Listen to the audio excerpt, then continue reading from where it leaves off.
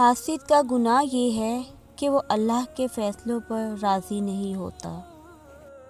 حضرت ابو ہریرہ رضی اللہ عنہ سے روایت ہے کہ رسول اللہ صلی اللہ علیہ وسلم نے ارشاد فرمایا کہ حسد سے بچو، کیونکہ حسد نیکیوں کو اس طرح کھا جاتا ہے جس طرح آگ لکڑی یا خشک گھاس کو کھا جاتی ہے۔ جو کچھ نہیں کر سکتے حسد کرتے ہیں۔